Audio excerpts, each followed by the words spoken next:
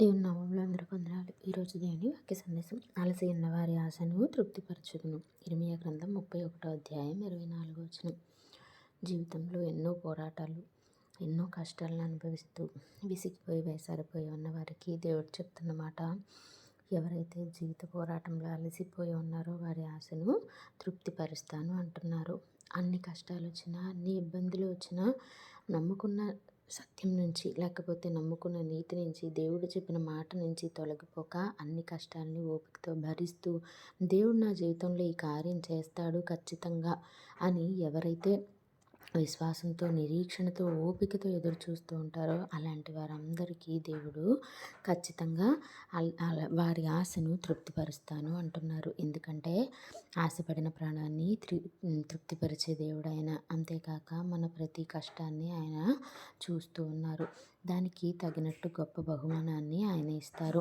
ఓర్పు గొప్ప ద్రోహ కార్యములు జరగకుండా ఆపును. అంతేకాక ఏం చేస్తుందండి మనలో ఉన్నటువంటి ఓర్పు?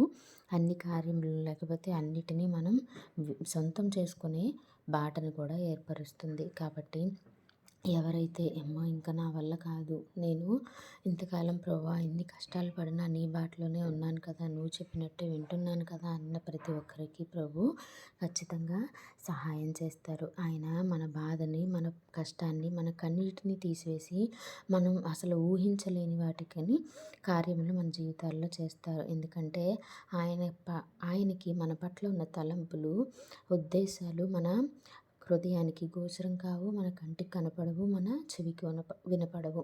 అంతేకాక మనం అడిగి ఊహించి వాటికన్నా అత్యధికంగా చేయగల దేవుడు ఆయన ఒక్కరు మాత్రమే. ఆయనకి సమస్తము సాధ్యము. అంతేకాక ఏదైనా, ఎలా అయినా, ఎప్పుడైనా చేయగలిగిన దేవుడు మన జీవితంలో కూడా ఖచ్చితంగా కార్యం చేస్తారు. ఏమాత్రం నిరీక్షణ కోల్పోక ఆ సమయం కోసం ప్రతి ఒక్కరూ కనిపెట్టి ఉండాలని, దేవుని పట్ల అదే విశ్వాసము, నిరీక్షణతో ఎదురు చూస్తూ ఉండాలని కోరుకుంటూ వందనాలు.